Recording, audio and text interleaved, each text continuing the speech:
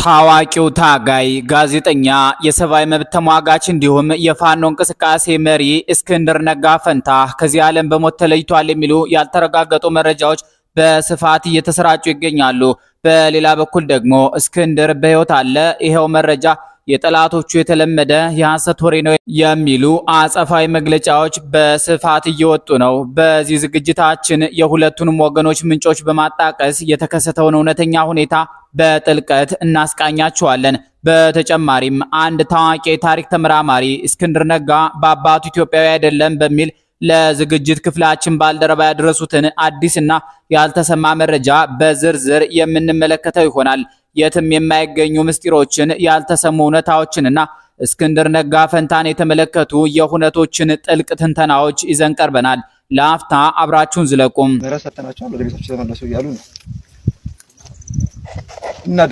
በአሁኑ ወቅት በመላው ኢትዮጵያና በዲያስፖራው ማህበረሰብ ዘንድ ታላቅ የፖለቲካ ውጥረትና የሐዘን ደመና የደቀነው የብዙዎችን ልብ በስጋትና በጉጉት የሞላው ዋናው ጥያቄ አድናቂዎቹ አርበኛ የሚሉት እስክንድር ነጋ ፈንታ በሕይወት አለ ወይስ ሕይወቱ አልፏል የሚለው የከበደ ምስጢር ነው። በዚህ ቻፍታ በየማህበራዊ ሚዲያውና በፖለቲካው መድረክ በስፋት የሚናፈሱት ተቃራኒ መረጃዎች የብዙዎችን አእምሮ እያወዛገቡ ይገኛሉ። በአንድ በኩል እስኪው በውስጥ ሽኩቻና በሴራ ተወግዷል የሚሉ ዘግናኝ ዘገባዎች ሲሰራጩ፣ በሌላ በኩል ደግሞ ይሄ የጠላቶቹ የፕሮፓጋንዳ ዘመቻ ነው፣ እስክንድር በሕይወት አለ በሚሉ ተስፋዎች መካከል የትግሉ አየር በከፍተኛ ስሜት ተሞልቷል።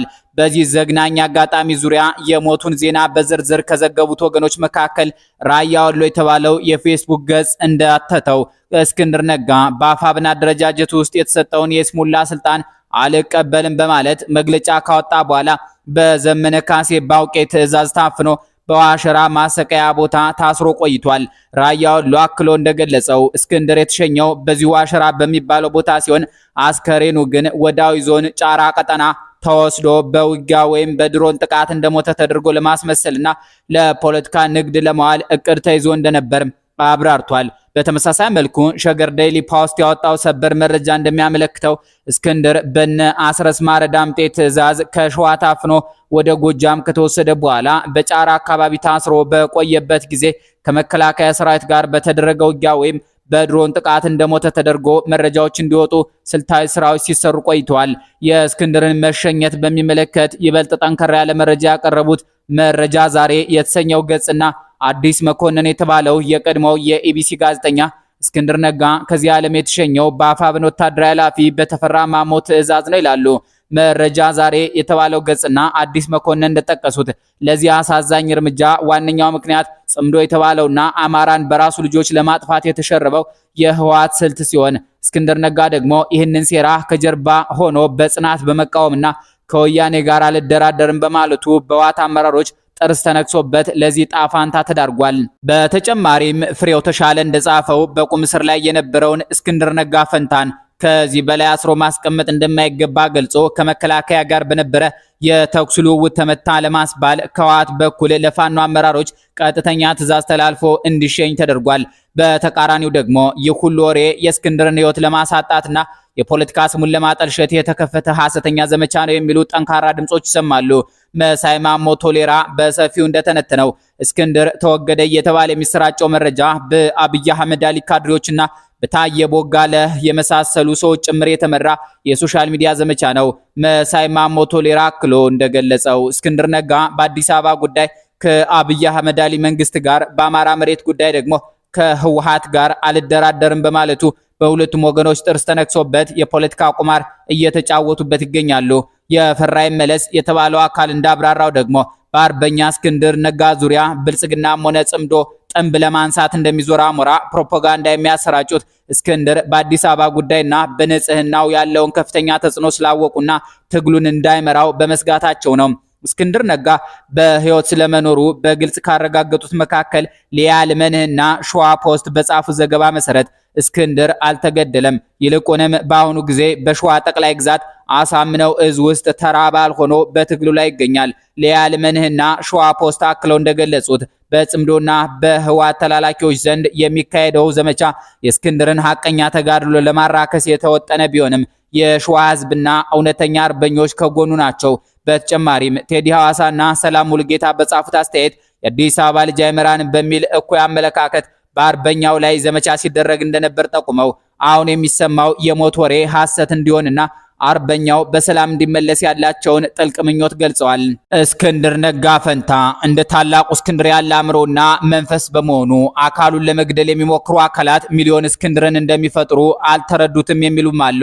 በእርግጥም እስክንድር ማለት በአንዲት ቃል ሲገለጽ ጽናት ማለት ነው። የደረሰበት ቢደርስም እንኳን የትግል መንፈሱ የማይበገርና አገራዊ ዓላማው ዘላቂ ነው። በአሁኑ ጊዜ እስክንድር ነጋ ፈንታ የት ይገኛል? ሕይወቱስ በምን ሁኔታ ላይ ይገኛል? የሚለው ጥያቄ በታሪክና በሕዝብ ፊት ገና የሚጣራ ቢሆንም የጽናቱና የእምነቱ ተጽዕኖ ግን በኢትዮጵያ የነጻነት ጎዳና ላይ የማይፋቅ ታላቅ አሻራ እያሳረፈ ቀጥሏል። በኢትዮጵያ ዘመናዊ ፖለቲካና የጋዜጠኝነት ምህዳር ውስጥ የጎላ ስም ያለው የእስክንድር ነጋ ፈንታ የህይወት ታሪክ ከተለመደው ትረካ ወጣ ያሉና እስካሁን ያልተሰሙ እውነታዎችን በውስጡ አቅፎ ይዟል።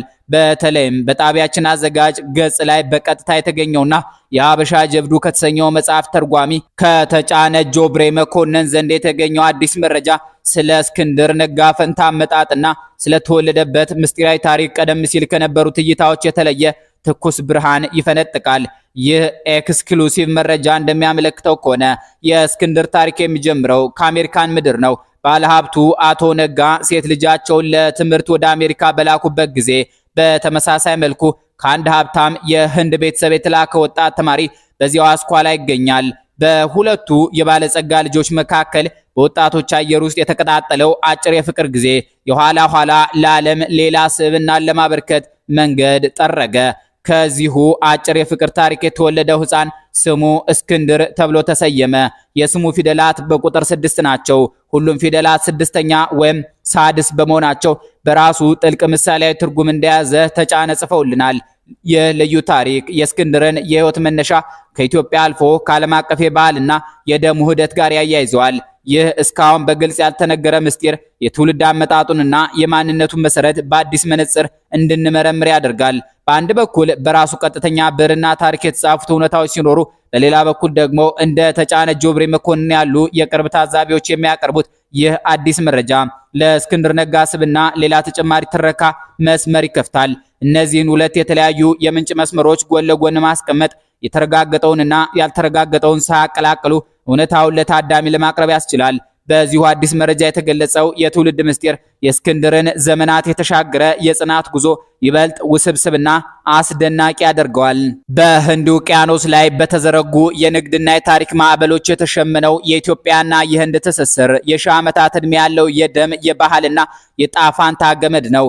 ይህ ታሪካዊ ድልድይ በጥንቱ የደካን ምድር በወታደራዊና በአስተዳደራዊ ጥበቡ ታላቅ አሻራ ያሳረፈውን እንደ ማሊክ አምባር ያሉ የሀበሻ ጀግኖችን ለዓለም እንዳበቀለ ሁሉ በሀገራችን የፖለቲካና የስነ ጽሑፍ መድረክ ላይም የራሱን ጥልቅ አሻራ ጥሏል። የታሪክ ተመራማሪው ተጫነ ጆብሬ መኮንን ይፋ እንዳደረጉት አዲስ የታሪክ መረጃ በጽናቱና በጋዜጠኝነቱ የሚታወቀው እስክንድር ነጋ ፈንታ እውነተኛ የአባቱ ዘር ከዚሁ ከህንድ ምድር የሚመዘዝ ሲሆን በእርሱ ስም ላይ የምናውቀው ፈንታ የሚለው ስም ደግሞ የእናቱ አያት መጠሪያ ነው። ይህ እውነታ እስክንድርን የዚሁ ረጅም ታሪካዊ የስጋና የባህል ድልድይ ሕያው አካል ያደርገዋል።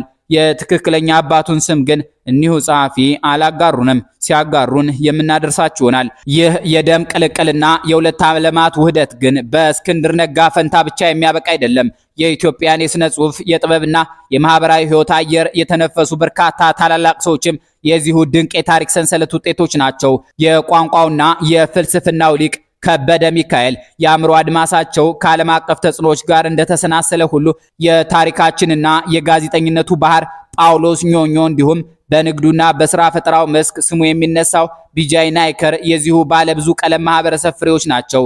እንደ በዓሉ ግርማ ያሉ የሥነ ጽሑፍ ማማዎች ከአባታቸው ከጅምናዳስ ከወሰዱት የዓለም ዜግነትና ከኦሮሞ እናታቸው ፍቅር ጋር ተዋህደው በኢትዮጵያ ስነ ጽሑፍ ላይ የማይጠፋ የሰዓት ብርሃን ለኩሷል። ከህንድ አልፎ ወደ አውሮፓም የሚዘልቀው የደም ጥሪ በህብረ ቀለማት ያሸበረቀውን የሀገራችንን የስነ ልቦና ሁኔታ የበለጠ ያደምቀዋል። የሜሶን ታጋይና የጭድ እሳት የተሰኘውን ግለ ታሪክ ያስነበቡን ደራሲ ጴጥሮስ ቶጃ ጣሊያናዊ አባታቸውን ከጎጃሚዋ እናታቸው ጋር አዋህደው የታሪክን ምሬትና ውበት በብዕራቸው ስለውልናል። በቲያትር ጥበብ የነገሰው ተባባሪ ፕሮፌሰር ተስፋዬ ገሰሰ ደግሞ ይህንኑ የባህል ቅልቅል ለሀገር ሀብት አውሏል። የዚህ የታሪክ መስመር ዘመናዊ አስቀጣይ የሆነው የአገረሰብ የራፕ ሙዚቃ ጥበበኛው ዮማሪዮስ እንዲሁ አባቱ ጣሊያናዊ መሆኑን በይፋ ተናግሯል። በኢትዮጵያችን ለዘመናት በዘለቀው ታሪክና የማንነት እይታ ውስጥ ክልስ በሚል መጠሪያ የሚታወቁ ወገኖቻችን ለሀገር ያላቸው ፍቅር፣ ጀግንነትና ተጽዕኖ ፈጣሪነት ሁልጊዜም ትልቅ ትኩረት የሚስብ ጉዳይ ነው። እንደ በዓሉ ግርማ ያሉት ሰዎች ህይወታቸውን ለዚች ለአንዲት ሀገር ፍቅር ሲሉ እንደሰው የሚታወስ ነው። ከዛሬው ዝግጅታችን ትኩረት አንጻር የፖለቲካ ታጋዩ እስክንድር ነጋን ስናነሳ አብዛኛው ማህበረሰብ ከህንዳዊ አባት የተወለደ የቁርጥ ቀን ልጅ አድርጎ እንዲቀበለው ሊያደርጉ የሚችሉ መረጃዎች ለምን እስካሁን ይፋ እንዳልሆኑ ግልጽ አይደለም። ለዚህም ነው ታዋቂው ተርጓሚ የታሪክ ተመራማሪና ዝነኛውን የሀበሻ ጀብዱ የተሰኘው መጽሐፍ ለኢትዮጵያውያን ያበረከቱት የሰላሌው ልጅ ተጫኔ ጆብሬ መኮንን ለጣቢያችን የሰጡት ልዩ አስተያየት አዲስና አነጋጋሪ እውነትን ይዞ ብቅ ያለ ነው የምንላችሁ። እስክንድር ነጋ በአባቱ በኩል እንዳዩ ሊሆን እንደሚችል የሚያመለክተው ይህ የትም ያልተሰማና ያልተጠበቀ መረጃ የብዙዎችን ግምት የሻረና አጠቃላይ የታሪክ እይታችንን በሌላ መንገድ እንደምንመለከተው የሚያደርግ አስደናቂ እውነት ነው። ለመሆኑ እናንተ የምንወዳችሁ የዝግጅታችን ተከታታዮች ይህንን መረጃ ከዚህ ቀደም ሰምታችሁ ታውቃላችሁ ወይ? አሊያስ ዛሬ በጣቢያችን ለመጀመሪያ ጊዜ እየሰማችሁት ነው ወይ? ሰፊና ጥልቅ ውይይት የሚያስፈልገውን ይህን ጉዳይ አስመልክቶ የተሰማችሁን ነገር አስተያየት መስጫው ላይ ጻፉልን። በቀጣይ ዝግጅታችን በጉዳዩ ዙሪያ ጠለቅ ያለ ምርምር በማድረግ አዳዲስ መረጃዎችን ይዘንላችሁ እንቀርባለን። በተለይም ከቅርብ ጊዜ ወዲህ በስፋት እየተወሩ ያሉትን እስክንድር ነጋ እንዲገደል ተደርጓል የሚሉ ምስጢራዊ መረጃዎችን በጥብቅ በመመርመርና እውነታውን በማጣራት ይዘንላችሁ የምንመለስ ይሆናል። ስለ ተከታተላችሁን እጅግ አድርገን እናመሰግናለን። መልካም ጊዜ ይሁንላችሁ።